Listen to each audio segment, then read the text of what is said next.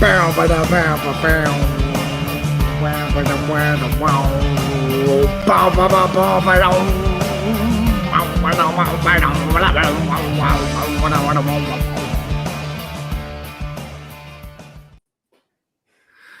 evening, it is the Daytrippers. Welcome, Andy Young with the usual theme tune entrance. And it was a little bit more enthusiastic than normal, Andy.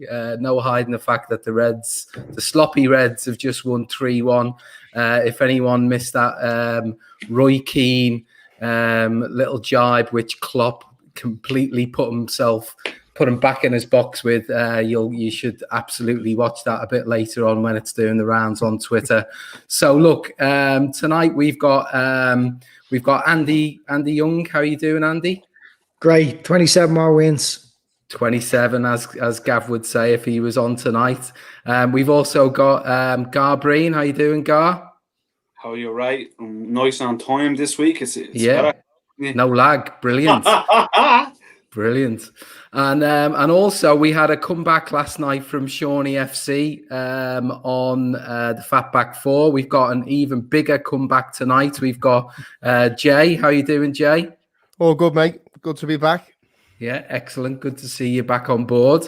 Right, so we will get straight into it. We are just straight off the back of Liverpool 3, Arsenal 1. First of 2 games this week against the Gunners. We'll go right back to the beginning and the team. So, Andy, it was the team that Grizz gave us all at 2:30 this afternoon. True to form. How did you feel about that one? Yeah, fair play to Grizz. I thought I was completely surprised that it was the correct team, but there you go. I was so sure that we were going to see Jota starting, and yeah, Carragher was doing the rounds. Yeah, I tried to get that one going. Got a few on the hook, and then he's just signed for another team. So I'm going to try that tactic a bit more often. Yeah. So yeah, happy out with the team. I think what's available. That was good to see. Yeah, no real shocks.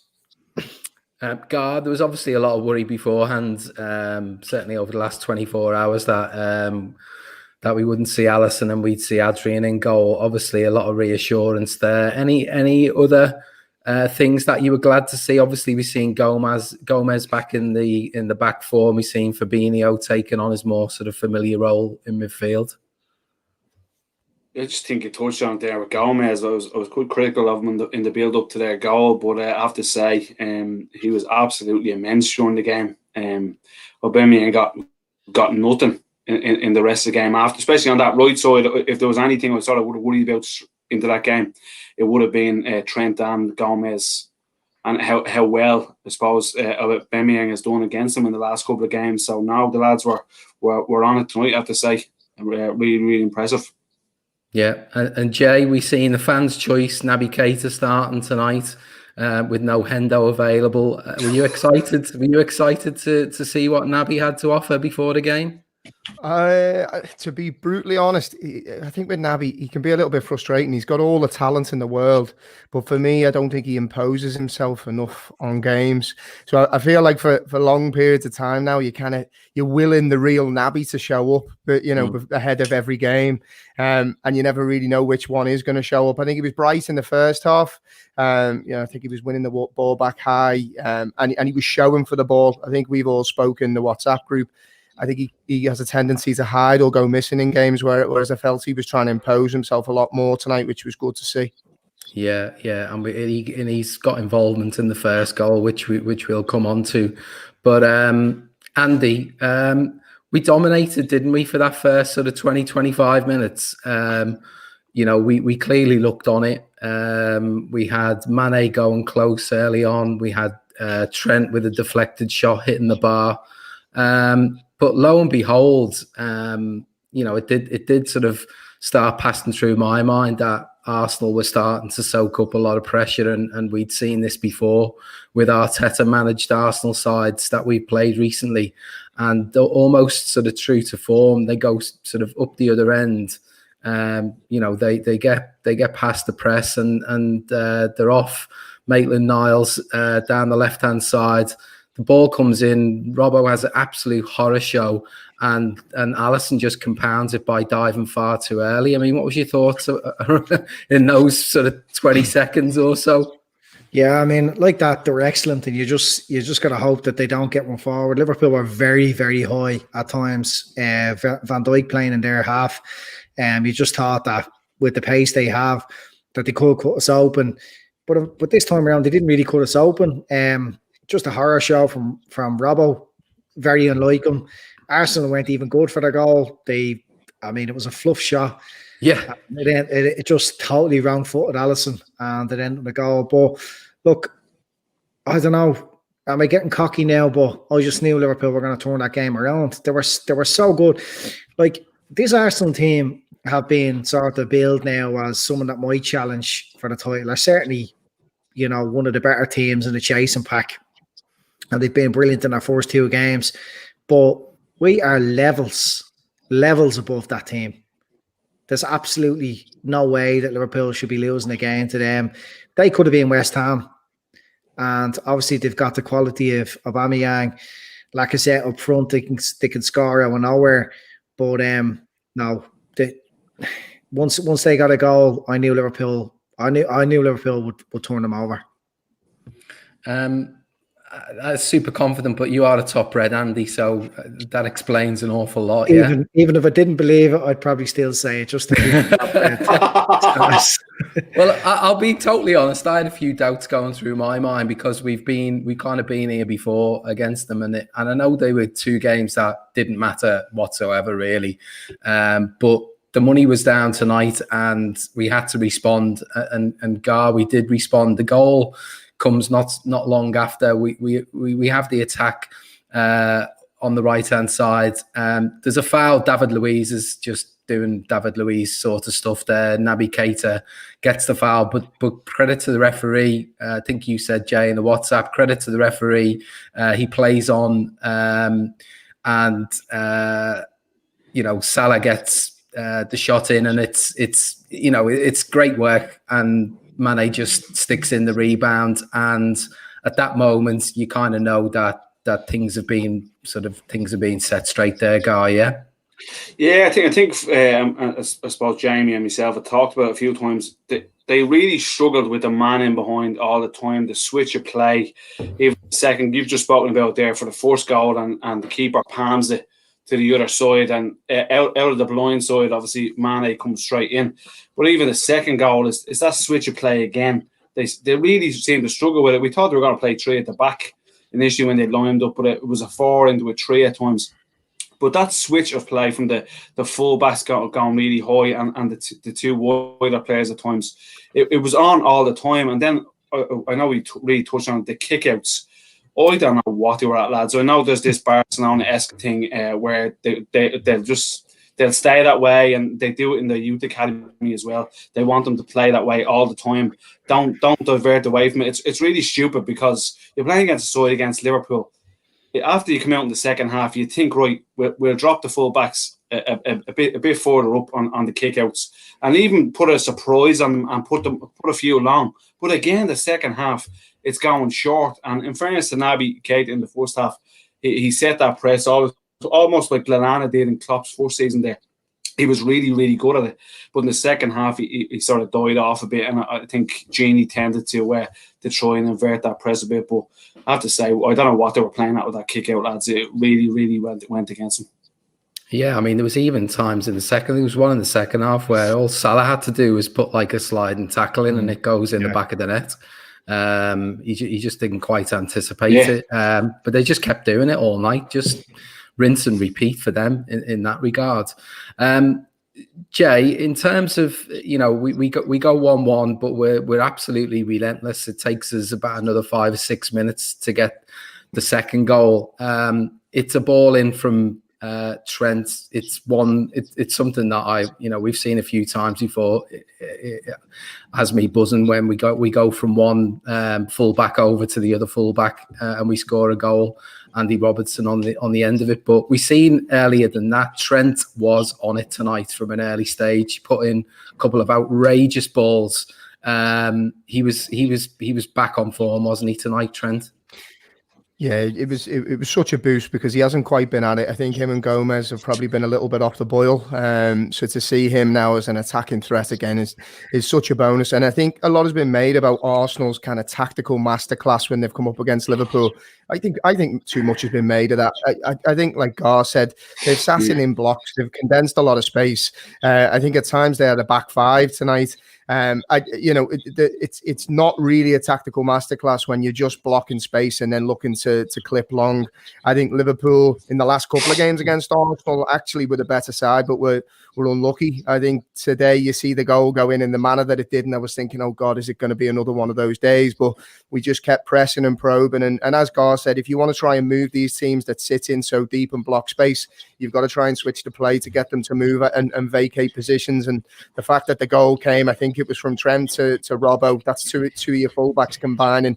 Shows the attacking intent that we showed right through the game. Not only off the ball in our press, but again how we moved the ball. We moved it quickly. If you want to try and dislodge Arsenal, who seemed quite compact and happy to sit in, if you want to dislodge them, you've got to move it quickly, and we did. We looked bang at it tonight. Yeah, Jamie, it's almost if lads Arteta has just got players doing what they should do best. That side, if you look at El Neni, he just breaks up play and gives a simple Xhaka. It's the same sort of player. So he's got players playing, to their own spec. He hasn't got them overdoing. He's not. I think as a new manager, mate, that's as a new manager, that's all you can ask for. I think he's had to come in. Yeah, 100%, Jay. And he's doing it well. He's doing it well. Yeah. Yeah, and I think it's one of them. I think with top managers, you've got to. He's pragmatic, Arteta. A lot of big teams, if you want, or top six sides will come and try and attack Liverpool, and that's playing into our hands. We've seen Tottenham come and try and do that over the years, and we've absolutely steamrolled them. So at the same time, whilst I was a little surprised with how much they were trying to build from the back, you've got to admire the pragmatism of the fact that he came in with a game plan. And to be honest, they did expose us with the clips, particularly down Trent's side a couple of times. I think there was the chance from Lacazette. He could have finished it. It could have been a different game. I think it probably wasn't pretty on the eye. But if you're an Arsenal fan, there was probably a few green shoots there. And let's be honest, they were up against, the cream of the crop there. Liverpool are something special. Yeah, I mean, NK says the Arsenal myth has been debunked, put down professionally. I mean, I actually think, Andy, that interview that Klopp, you may or may have not seen it, but he was like, he was on speed or something there in that interview. And I think, I think it was probably less down to the probably the Roy Keane comment that he heard prior, probably just tipped him over the edge. But I think he was so animated because he'd seen that Arsenal had given him a kind of a puzzle to kind of overcome, albeit in two relatively meaningless games. But I think Klopp loves nothing better than to overcome these kind of sort of obstacles and situations. I think that I think he goes away from that tonight just feeling like we are completely unbeatable now. Like, where do you see it? See this from a mentality standpoint? I think first and foremost, Klopp loves an entertaining game, and he loves a close game, and he buzzes off the fact that it was very close towards the end, and we got the third goal that we really needed throughout. Tactically, I'm sure he said in his pre-match interview that was Arsenal giving him a lot to think about. Carragher done a 40-page dossier on how he expected Arsenal to play at the start, and with their kind of wing backs coming inside and playing as midfielders, and then they didn't do that at all really. And Trent was the one that for us came inside, and he was playing quite central a lot, and that's obviously something that Klopp says. That's going to be something that can break these down, and it worked brilliantly. So if he if he has to listen to Roy Keane say the word sloppy about that performance, there was nothing really sloppy about it. The only sloppiness was, okay, Arsenal got in a couple of times. They were very close to offsides, but one of them, Mane, played them onside, so you can't say defensively the defenders were asleep. They had the players played offside, and Liverpool rely heavily now, as we know, on VAR with the high line. And so for him to listen to a pundit say that was sloppy, that first half performance was near perfection, apart from maybe just not being as clinical. Second half, I don't know whether it was by design, but Liverpool allowed Arsenal maybe to have their way a small bit more. Maybe Klopp told them to be just a bit more careful because they can expose us. But the last 10, 15 minutes we were at it again. And I mean, that must have been just beautiful for Klopp to watch. You know, that's what he loves, entertaining football, entertaining the fans. I know the fans weren't in the ground, but you know, they've been watching tonight, and that win tonight means so much. I mean, I'm sure we'll talk about it again, how significant it is after City losing yesterday. I mean, City must be feeling fairly low now. I mean, I think they're a couple of dodgy results away from imploding again this season. Yeah, I think the big thing is, and I mean, you looked at that fixture list, and we all kind of grimaced a little bit when we seen our opening games. You know, you've got to go to Stamford Bridge off the back of them. You know, bringing in some big name signings. You know, some top players on paper, and then you know, a resurgent Arsenal who have kind of a bit of a hoodoo over us. You know, there was some banana skins there, but you know, if we could navigate that kind of first block of 5 games, not dropping many points. You know, we're putting the pressure on Man City, who started later, and it's actually turned out that they're the team to drop points. So I think you're dead right. I think the mentality swing, even at this early stage of the season, has been massive. Yeah, it has. And actually, if you look at the fixtures, even if you go beyond, I mean, we play Aston Villa next week, who are 2 from 2. After that, we play Everton, who potentially could be 4 from 4. We'll actually have had a run of games against teams who've won every other previous game. Which is mad, really. We're basically playing teams that are in form, and you look at what Leeds have done since they've played us. They've won 2 games, so we're not playing teams who are you know, on their asses. We're not playing Sheffield Uniteds. We're not playing Wolves, who've started this season woefully. So I think gives even more credence to how well we've started this season. But we get into the second half, Gar, and it's been touched upon. They do have 2 chances. One is blatantly offside, and the flag goes up after. But the second one isn't, and it's a great save from Allison, and actually he saves the first one as well. I mean, that's what you need in these moments, isn't it? We say it so often, but he's the big man in the big moments. Yeah, and I think it sort of gets overshadowed a bit by how good we are. In France, there's been countless times he's made saves like that in games, and you've gone. It just gets glossed over because we go and we probably spank a team in the end. But the second one it's brilliant. Like he's asking Lacazette to make a decision, and he's done the same as he has in the offside chance and just chipped it straight at him. I don't know if Lacazette thinks in his head he's offside again for a second time, but Allison is now in fairness, right? First 15 minutes that second half we were very sloppy. There was a lot of passes being given away, but then again It seems as though we were sort of we'd laid off a bit in our pressing as well at that time, and then suddenly on that 15 minutes we were back on it again. And I know you're probably going to go on to it, but you know, Jota comes on and it's a lovely goal. And what a way to score it in an empty cup. Yeah, I know. There seems to be a bit of hesitation about the celebration as well. Jay, we didn't see that signing coming, did we? But we've already seen some evidence of him there tonight. He got himself into 3 positions to score on his league debut. Like, if we're in a position where, you know, Mane needs to be pulled because he's on a yellow, you know, Salah is flagging, Firmino is flagging, and you bring this fella on with, you know, 15, 20 minutes to go, like he's gonna score a good few goals, isn't he? Yeah, he looked a real threat, didn't he? I think when you look at him, I think you get this a lot with the type of signings that we make. He looks a very Liverpool-esque or Klopp-esque type player. Not only, again, I always talk about off the ball, but what he's like off the ball, he's hungry, he presses high, he'll turn the ball over quickly, and we'll get a lot of chances out of him. But for me, he backs himself. And that's what you want. You want players that can come in and make an immediate impact. I think Liverpool, for far too long, we've had a squad where you're looking at the bench thinking, who can come on here and impact the game? Whereas, you could argue tonight, obviously, Jota's come on and made an immediate impact. Minamino has arguably been our best player over pre-season, and he's looked really bright. More so in the week, obviously in the League Cup, he's scoring goals. So we finally now got a squad where we can certainly rotate in key positions. I was surprised that Mane actually came off. To be honest, I thought he was our best player. He looked like a man possessed. He was probably lucky a little bit with the first tackle that he put in. Yeah, don't know what was going on there. I don't know either. I was a little bit nervous, but he's such a giant on the football pitch. You can always rely on him. Even when the chips are down, he always shows up, works hard, key to everything good that we do. So I was surprised that he came off, but you've got to be delighted. Jota's come on, he's created chances, he took a great goal. The only question mark is probably the conversation he'll be having with Mo Salah in the dressing room after Mo stole one off his foot. He'd be absolutely fuming there. Something you'll have to get used to. Yeah.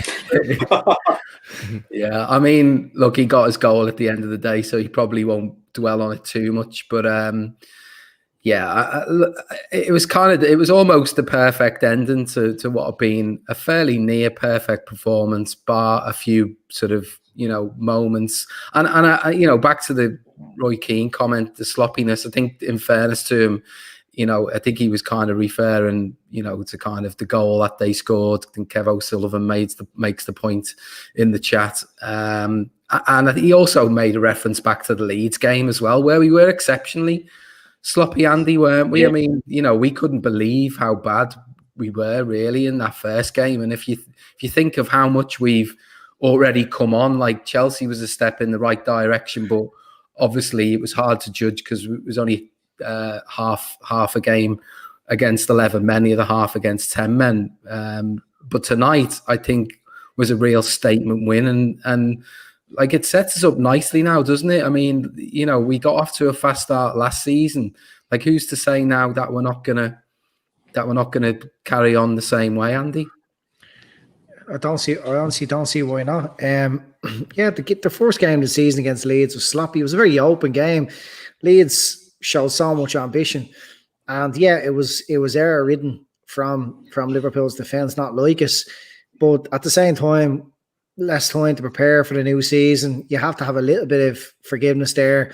There was no errors in the Chelsea game really, and tonight there was one, and it was just a ball spins up off a fullback, and it just so happens to land right on a striker. So we won't be looking at them first 3 games of the season saying that we're sloppy if we win the next 10. And I mean, at the way we started last season, why couldn't we start? I think we just tonight again, one of the better teams in the league so far, and we look so many levels ahead of them. I don't know, I'm loving it. And to be able to bring on Minamino now, who looks really sharp, and Jota tonight, who was excellent when he came on. Like how he blended in, like Jamie says, like some players you look at them, they're Liverpool, they're Klopp players. Yeah, he came on and he's only been really training with them a week, but he's ready made. He's ready made. It's just seamless, Andy, isn't it? Just so seamless. Ridiculous. He doesn't have to say anything to him because Jota already understands what he has to do. And look, a lot's going to get made out of. I see Salah getting a bit of a slaughter in WhatsApp groups and on Twitter and all that, but fuck off, seriously, Mo Salah.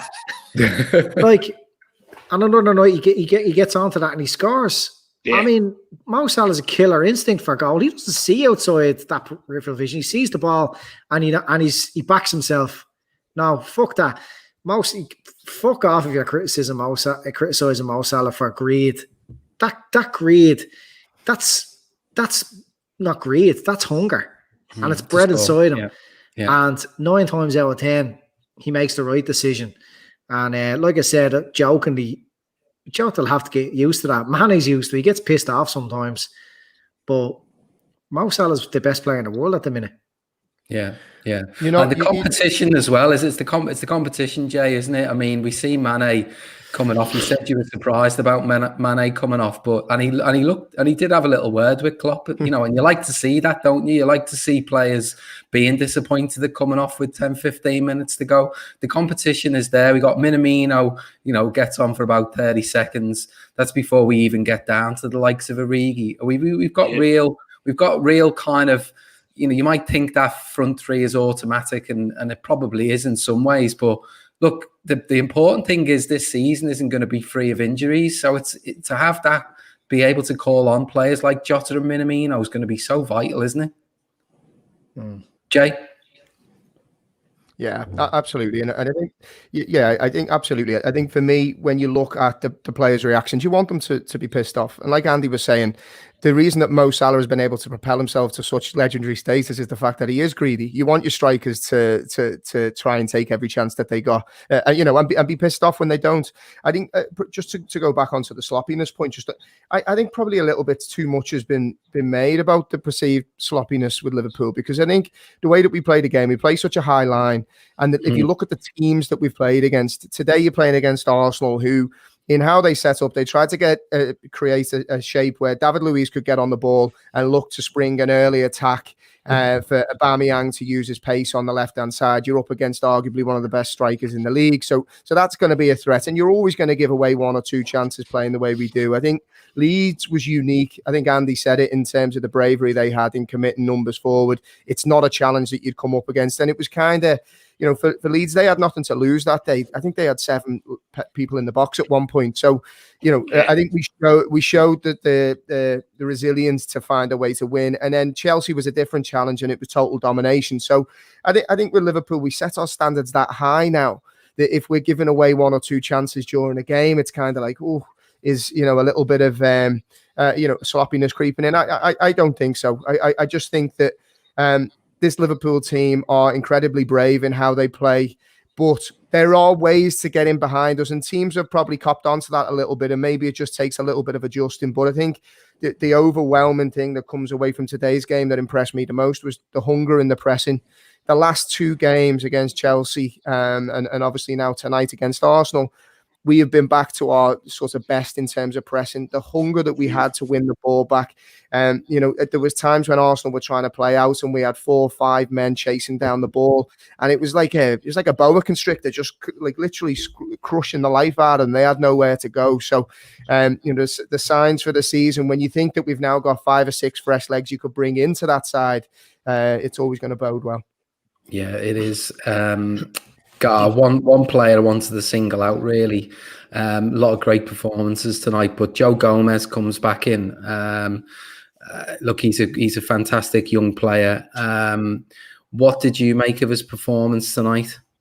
Yeah, as I said earlier, the first goal that we give away, I suppose he follows Aubameyang too far up the right hand side of the pitch, and he gets caught out of position a bit. But listen, it's the end of the day. He's still a kid, lads, and what he showed after it what was immense. It was, if we looked at the team sheet, and everyone's worry was that left side for the Gunners coming down with Aubameyang cutting in off his right hand side, and he's done it against us a couple of times, so we knew what it was about. But they set themselves up perfectly against them. That's, I have to say, Gomez and Trent were absolutely immense tonight defensively.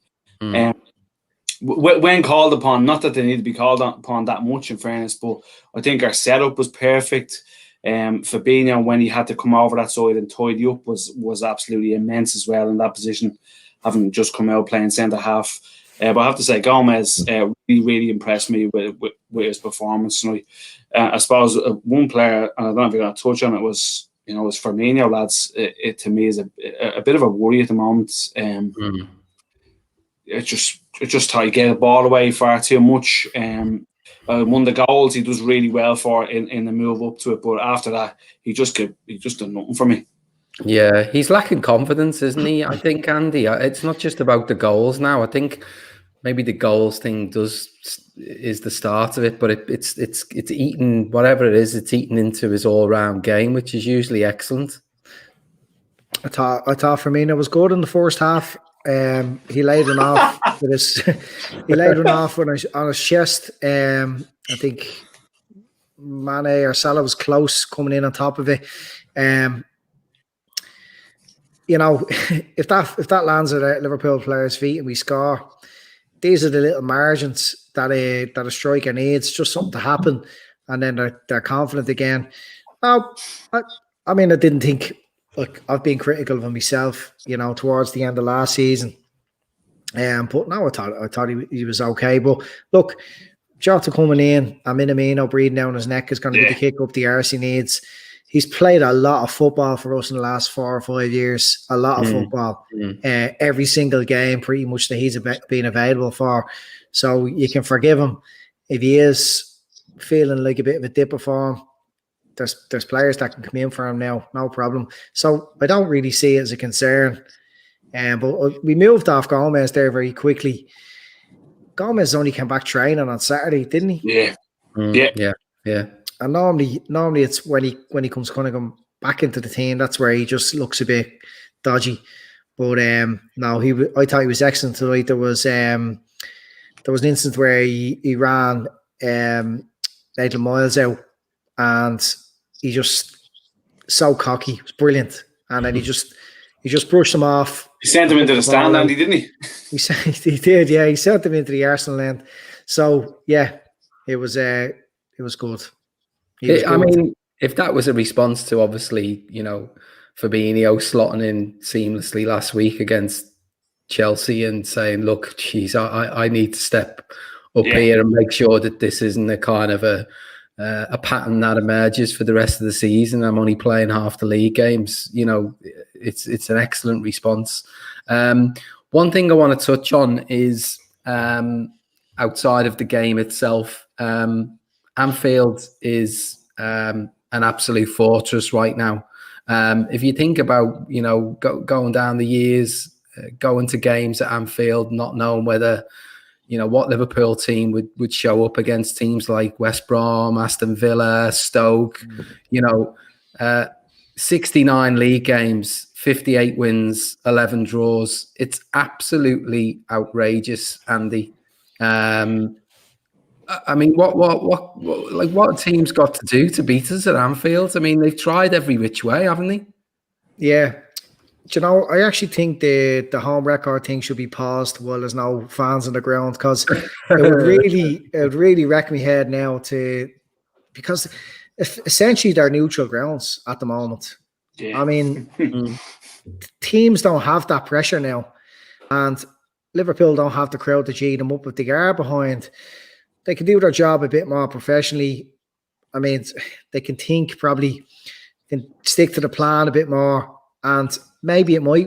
I felt it was going to be a disadvantage. It might work as an advantage. I don't know, but when they were kind of talking up the home record, and they were probably sensing that Arsenal, after winning the last 2 games against us, could take that record off us. I mean, I don't know if that record gets taken off us while there's no one on the ground. You're not going to let it count. I don't think it should count. So I think if I had the final say in it, it wouldn't. However, if we continue on with the home record for another season with no fans on the ground, we'll certainly take it. It's a fortress. It's probably more of a fortress now than it ever was. I often compare us with the really great teams of the 70s and 80s. Look, it's the best team I've watched in my lifetime. They're just incredible. They're just incredible. I don't ever remember feeling like the team can come back and win any game. Even if we're late in the games, I feel like we're just gonna score. And they score at will. They're unbelievable. They can notch it up a gear any time. Even towards the end there, I felt like there was another gear in them. Yeah. I think the big thing with this Liverpool team, when you look at them, and is the variety and their ability to problem solve. You know, we've come up against so many different challenges, and I think, Dicko, you're right in what you're saying about Arsenal. They presented Klopp with a new type of challenge, and this team, particularly now buoyed with the signing of Thiago, you know, there's so many different ways that we can solve problems, and so many teams have come to Anfield now, and whether they've tried to sit in, whether they've tried to catch us on the break, whether they've tried to go long, we've always been able to pick that lock I was kind of the same as you though, Andy. I was a little bit nervous. I think if any team in the league plays off atmosphere and emotion of a stadium, it's Liverpool. So I was probably a little bit more nervous like yourself, especially if you look at the results in the Premier League so far. There's a lot of away wins across all of the game weeks that we've seen, and I think there's a big part of that is teams are able to come and express themselves, play with freedom. It's kind of like a training game. They can come and try and impose themselves and maybe be a bit more risky in their passing and take more chances because there isn't as much kind of fear of failure or the crowd getting on your back. But none of this seems to be bothering Liverpool at the moment. They just seem very controlled, even when things go wrong like it did tonight. You think back at the Liverpool teams of old, something like that happened early doors. We'd have been sitting there for 90 minutes going, we're never scoring now. Whereas Andy said before, we had total confidence that we were able to just keep playing our game and eventually the cards would fall, and it turned out that way. Yeah, James Shield is saying in the comments there, the media has decided no fans equal lower levels of Liverpool. It's probably got into the heads of some of the fans, but the reality is we haven't seen a lot of evidence of it. I think Chris Brack keeps by the way, it was Matt who provided that stat around the home record, so I have to give him the credit on that one. But I know Chris Brack has been constantly putting kind of similar record updates in the chats around our record behind closed doors, and it's just not like this whole sort of myth that's building about Liverpool not being as good now at home. It's just getting debunked every time we play, and I think, as one of the other comments said, we'll let Andy decide the rules around this. Ultimately, if the record technically goes, we'll let Andy sort of have the last say, and maybe make special dispensation, put a case forward to the Premier League if that does happen. Does that sound like something you can do, Andy, for us? Yeah, absolutely. I'll speak up for that record. It's just home advantage, calling a home and away at the moment. It doesn't really feel right. You could be anywhere. I think at the start, Kloppy, I didn't really catch the interview properly. I was listening and he was kind of talking about how familiar they are with their pitch, and they still feel at home, their own dressing room, they're prepared, they don't have to. It's, to me, you could be anywhere. You know what I mean? Yeah. Do you not feel that way? Yeah, I know. I mean, you're right. I mean, I'm sure the stats sort of bore this out. It's Just take Stamford Bridge last week. Yeah.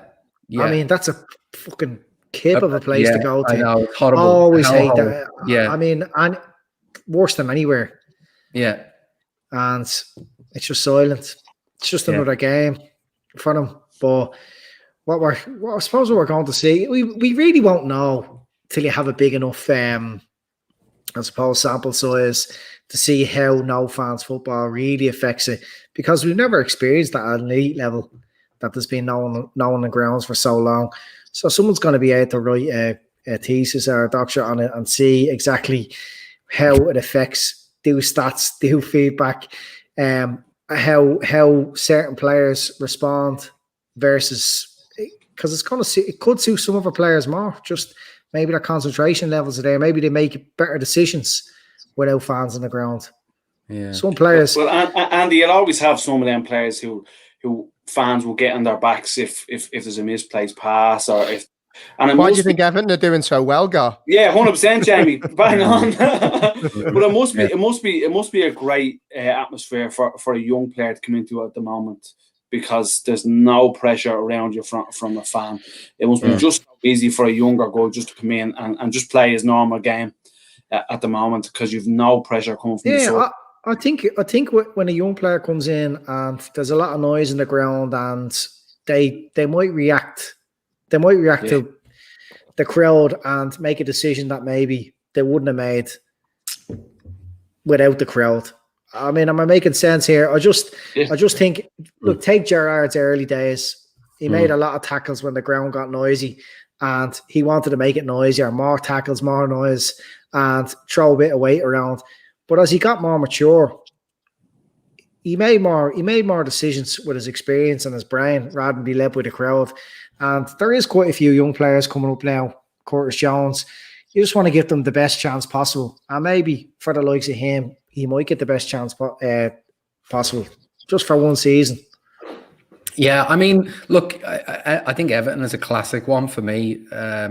Everyone, they're all raving about James Rodriguez, but I can almost guarantee if they played at home next week and he, had a 4 or 5 straight passes, they would be on his back straight away. That's just the way they are. That's just the mentality of it. If they were 1-0 down next week at home and James put a few straight passes, they would be saying he was a bag of shite. And that's just a bag of that's just a fact, and that's how fickle certain fan bases are. And I think Everton, we've spoke about it before, Everton a certain club that will definitely benefiting from this and bedding in new players and the manager getting the space to breathe, sort of thing.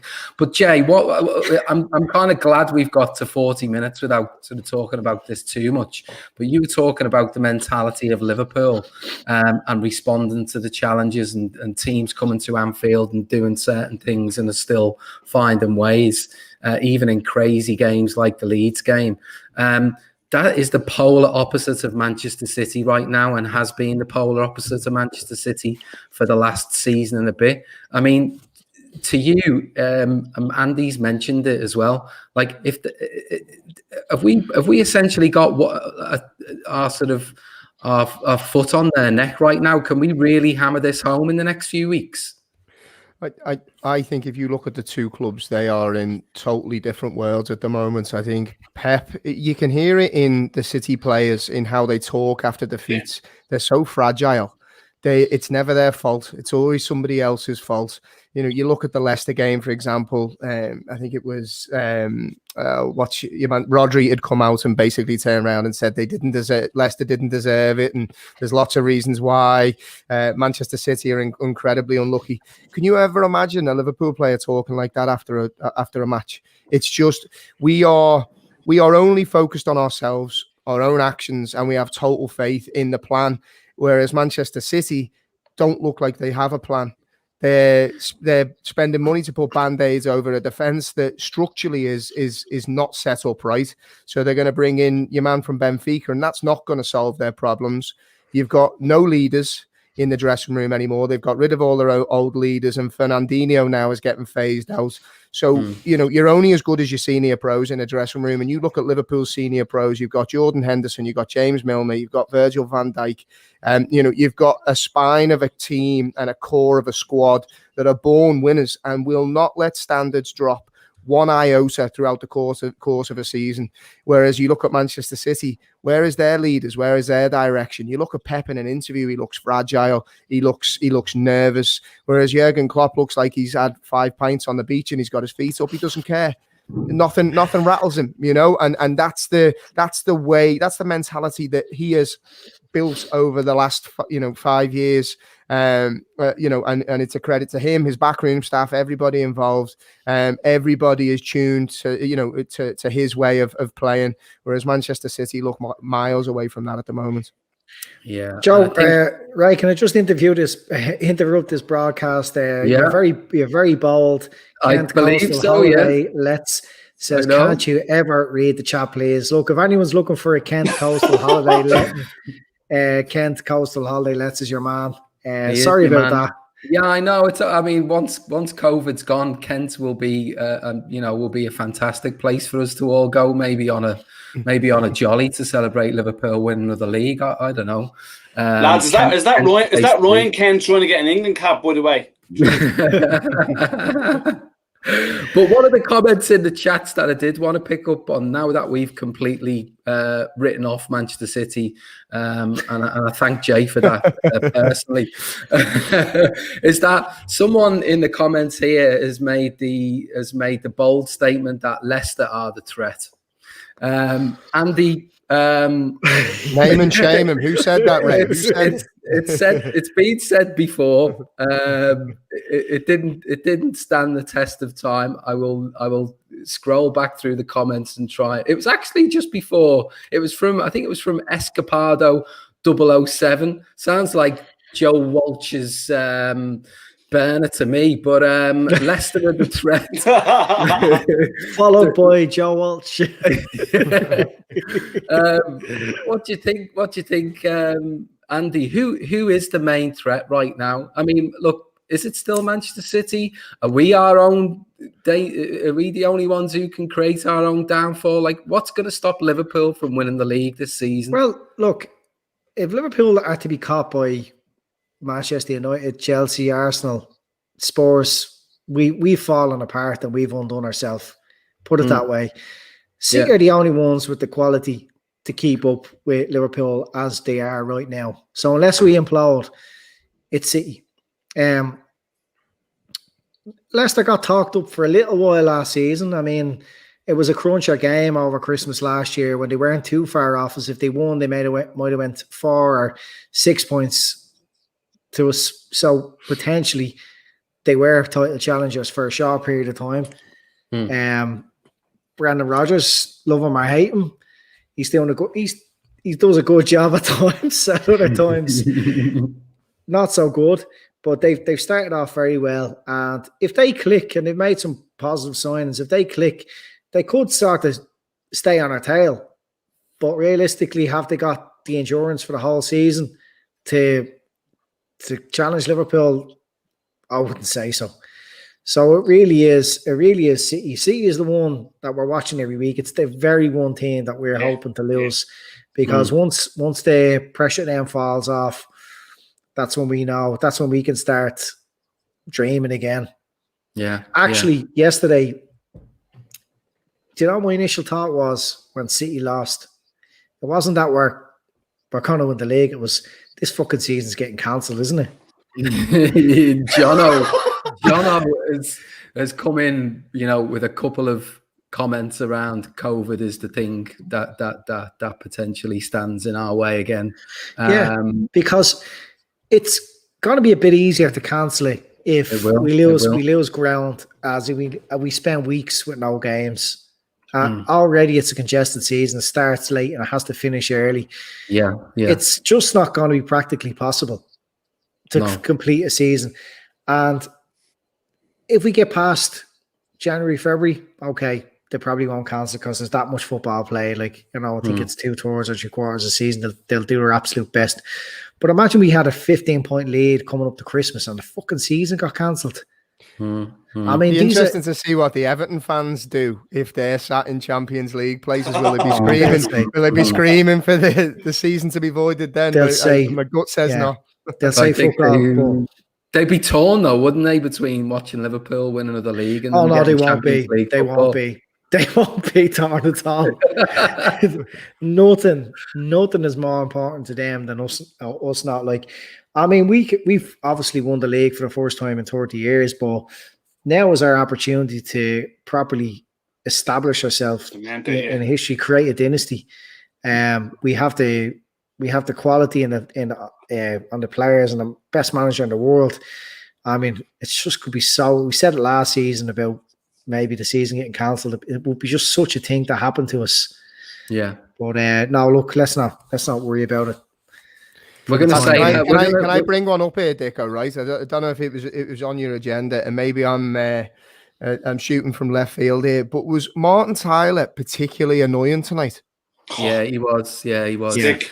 He was at 2-1. He was as the game progressed, and there was, the kind of we were kind of playing a little bit more of a risky game. Sort of 20 minutes to go, he's making comments like a draw being up for grabs. Other silly little comments trying to refer back to times when Arsenal had got one over on us. He does it. Him and Neville. I think Neville manages to hide it actually better than Martin Tyler, which is amazing. Right. I have to say, Neville tonight, he couldn't have been. He was just waxing lyrical at times. He even had to put on, I think, a knock going out at one stage. In fairness to him, he couldn't stop complimenting us. Then you had that drain beside him, just every time, just falling flat. When Arsenal went on the attack and the ball was given away. And by the way, top man, you're a top man, by the way. He keeps giving it, he's looking for a shout out. So, top man. Top man, top hand from Indonesia. Rental homes are probably available as well. We don't discriminate on this show. They can swap. I mean, you're more than welcome to. Yeah, exactly. We can facilitate swaps between Kent and Indonesia if that's a thing. When all this dies down. Yeah, I mean, look, I'm looking at some of the comments here. 10 Premier League. Maka 10 says 10 Premier League players tested positive today. Like these protocols are going to have to be rock solid, aren't they, in terms of making sure that this doesn't become not just a sort of societal problem, but an actual problem in the game, Jay, isn't it? You know what I mean? That's the bit that really does scare me. Yeah, I think though, you know, when you look at it, it's all about the testing, and you know, in that environment, that all these players are tested all the time. You know, so there's no safer environments. You know, if they can obviously identify it and get them to isolate, I don't think the games are going to be a risk. It's been successfully used in other countries, and I see no difference in the Premier League. I think for large parts, when you look at it, I mean, look, you don't want to throw accusations around, but if you look at, for example, Thiago and Alisson's admission, you know, it was very much out of the blue, and I think there was rumours circulating that potentially that, you know, they were going for tests and all sorts. You're going to get a lot of this throughout the course of the season, but I think that the general rule is, you know, these players are in a very safe environment and in the right hands, and hopefully, as I said, they'll be able to isolate it and get the games on, and no great impact to the football, which is what we all care about. Yeah, Ray, did you Grizz pull his wild card in fancy football and 12 of them tested positive to COVID?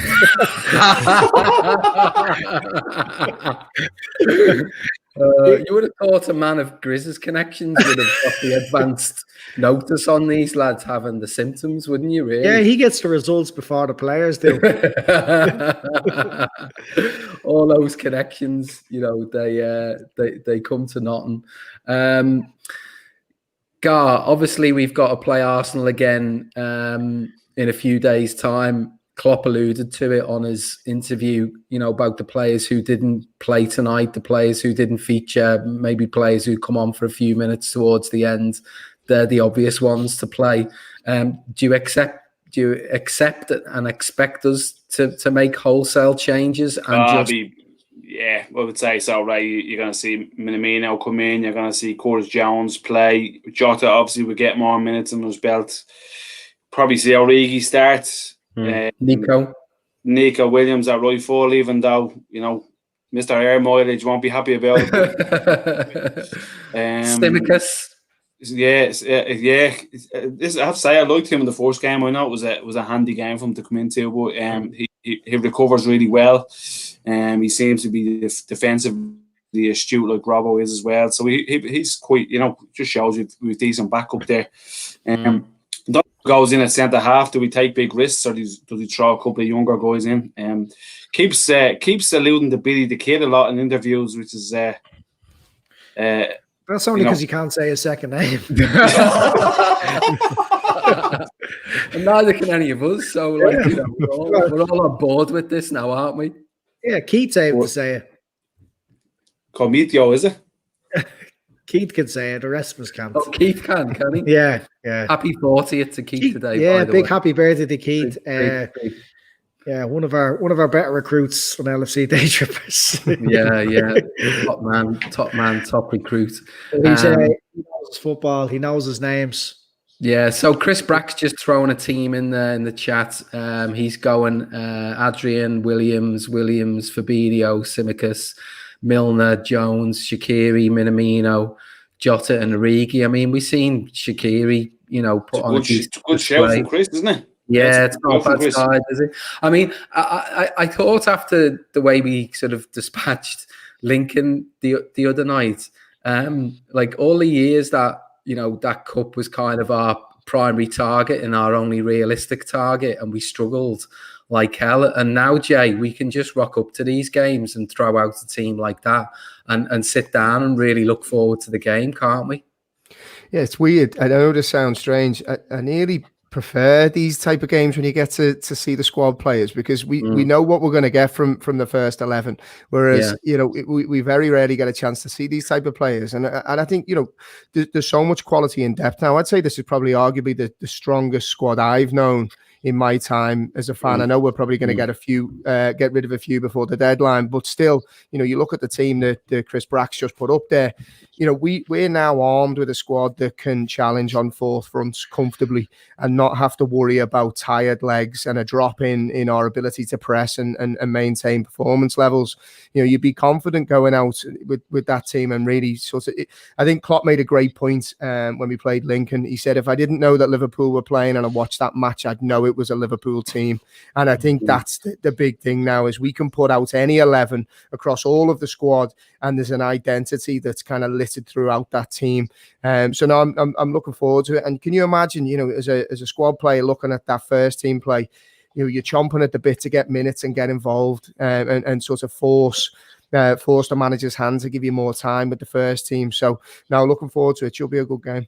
Yeah, it should. Yeah, I'm looking forward to every time we play, relevant to the competition and the team these days. Just a comment that's gone up there from Stephen Mack, or Stefan Mack, or I don't know how you say his name, but I know he's a regular contributor to the show. Andy, I discovered this earlier today. The Ev have a song that has apparently topped Miley Cyrus on iTunes. Was news to me. They've won the first 3 games, which is a bit of a novelty. They've had to they probably would have had to cancel a Christmas end of season party anyway, but they're definitely cancelling it this year because they feel that they're in things come the new year. What have you made of this whole Everton thing, and are you seeing much of this shenanigans on Twitter at the moment? Yeah, I've seen they've topped the iTunes chart. That's really good for them. You see, look, you are Scousers, so it's a bit different. We didn't have to put up with them growing up in school. We had to put up with Man United fans and Leeds fans. Yeah. But I'd love to be able to relate to it to the level that you have. It must be absolutely hilarious to see the sort of meltdowns and the carry on and the fume from them last year. And they're like, real Everton fans sound like parodies. It's John Merrow, for example. Yeah, I just assumed he was a parody, and then the other guy, Dave something. I just thought that like this is some red on the wind-up, but no, it's these guys are just born with different DNA that just totally separates them from the rest of Liverpool.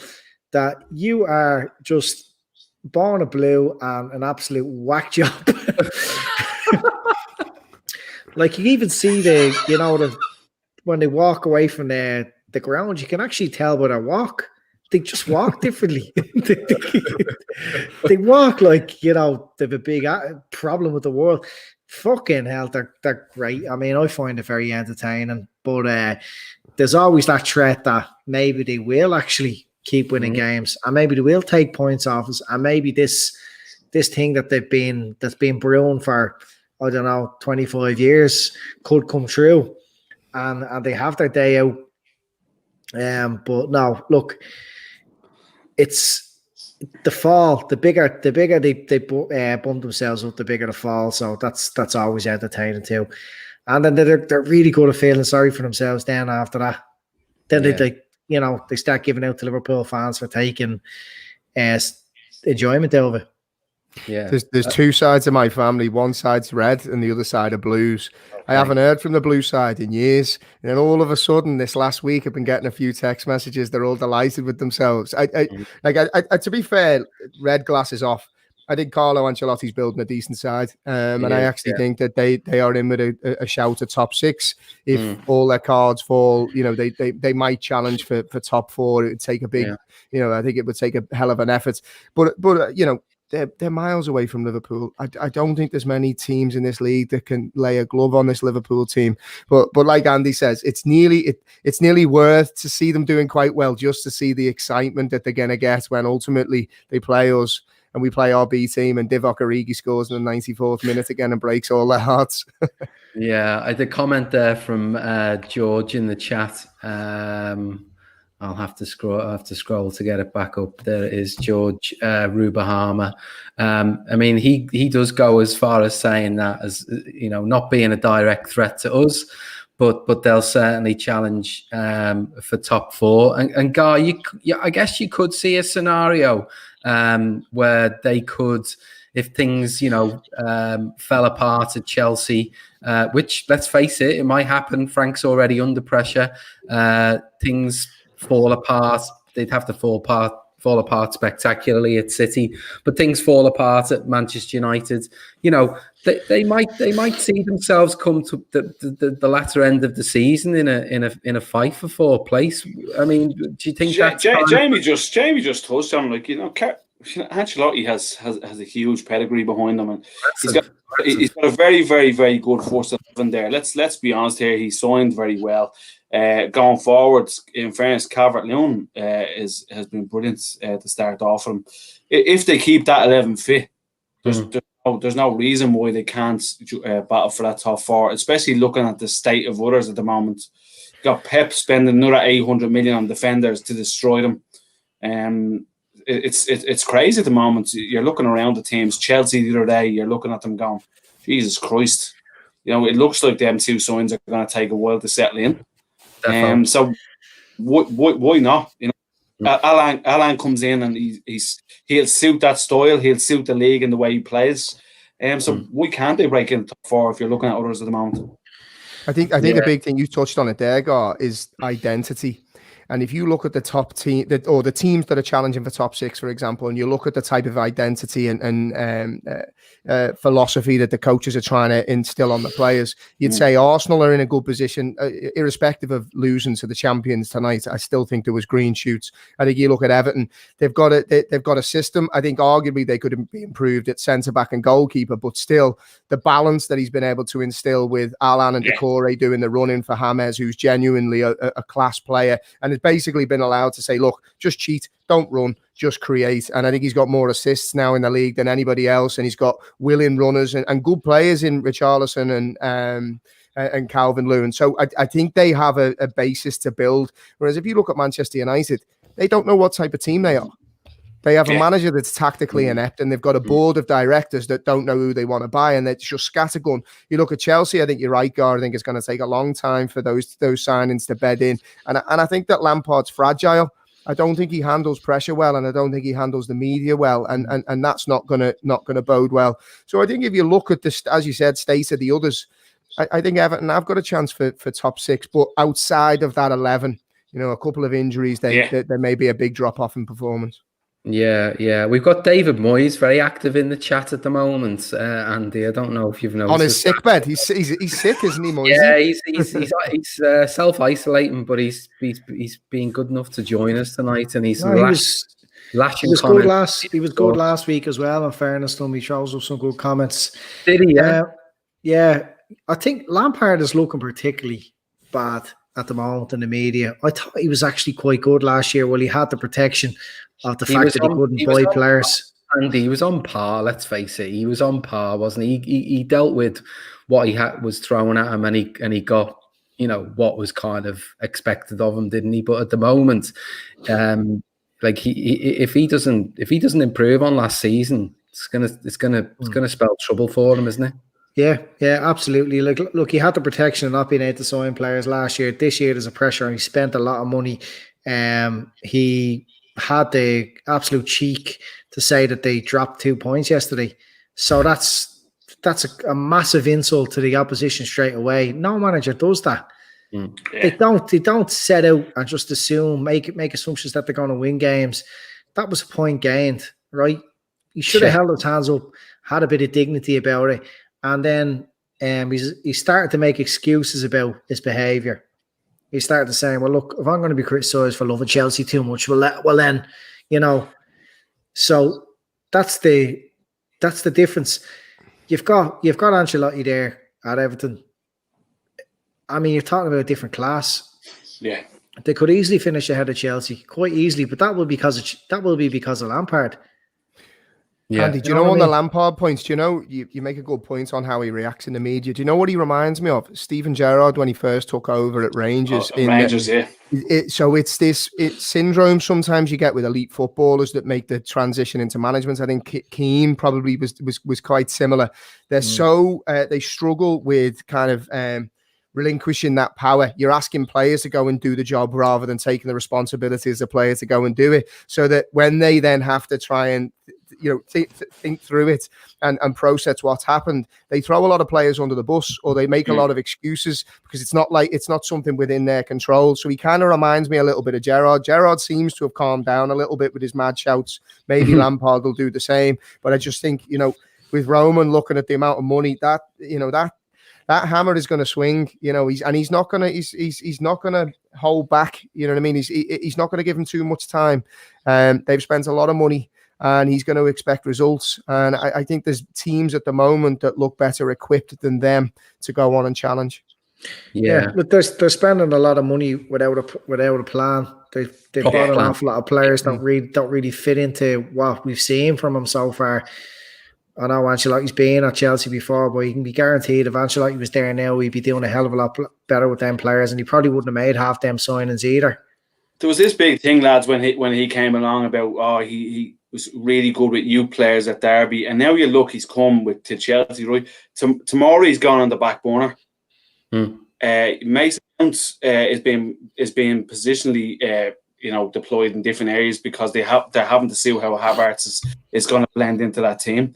He's immediately diverting away from Lampard is great with youth players, and he's really along as well. Nice of you to join us, Allison. Yeah, the regular contribution. Yeah.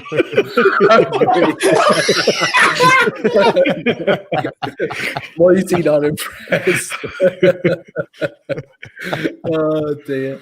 I mean, Johnny Lawson, not just Moisey and Arsenal. We've got Johnny Lawson in as well.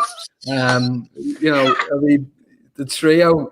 Shawnee's making some comments here, throwing the comments in, batting away challenges with ease. These are so-called challenges, and that will take some stopping. I mean, I think it was yourself, Andy, who mentioned it earlier. We've played 2 of the top 6 already in the first 3 games. The opposition next week's in form. Everton are in form. I looked through. I think we play Leicester. I think it's 9th game of the season. So the table will probably have settled down after 8 games. What Shawnee's touching on there, whenever anyone tries to build someone up, and you can see this happening a mile off with Leicester in a few weeks' time, they'll be replaying that 5-2 against City, and they'll be making out that they're going to come to Anfield and they're going to put it up to us and potentially break that record, which anyway you wouldn't count even if they did come and break it. But do you see Lads, you see the chat now. Ryan Kent's caravan has just joined in. I'm getting lost in all this. Andy, do you see any real challenger emerging? Because I know we get caught up in the moment, but my God. Do you mean just because there's been a couple of teams that have started well? Yeah, I mean they've basically just strung 2 or 3 wins together. Yeah, that's it. You know what I mean? If even the shittest team in the league is going to win 2 games in a row, aren't they? Or 3 games in a row all season. So look, it's very early days. We just have to keep going about our business. Villa are going to be now talked about as a title challenger. They're sitting up around the top of the table. But I mean, we have to be. I'm sounding like Lampard now, but we have to be taking 3 points there. I'm allowed to say I'm just a dickhead in the podcast, but no, I wouldn't be concerned at all that they've won 3 games. Do you see? I wouldn't even put the players in my fantasy football team. Put it that way. That's you know. Do you see this? Do you see this Leicester thing gaining any momentum over the next few weeks, Gar? Do you think they'll? I mean, they did it sort of last season. They really kind of played it up that they were in the sort of title race. I guess Sky have got to do anything that they can to make this a title race, even if we do start pulling clear. I mean, do you think that they will start playing that 5-2 up a little bit too much? I think they'll fade away again. Man Castagna has been a really good signing for them, but I think again, past the first 11, they, last year when Maddison went missing, they really struggled at times. So I suppose it depends on their consistency. But past their first 11 as well, they don't offer much. So I see them. There's always one shit team that does really well for a while and then fades off. And I think it's either going to be Everton or Leicester. Everton or Leicester. Yeah, I think one of them fades away. I think I know who I'll put my money on fading first. We've seen it. We've seen it before from Everton. These things don't last too long. So look, some predictions then, bed lads. I think that's a cracking bit of advice. So Jay, predictions for. Let's have a quick prediction for the Arsenal game. It's relatively unimportant in the grand scheme of things, and then give us a prediction for the Villa game. First game up, Arsenal. It's difficult with the mixed bag of the side that we could potentially put out, but I just think the momentum is with the club. The positive feeling is around the club at the moment, so I'd expect the wheels to keep spinning and a 2-0 win. And then Villa.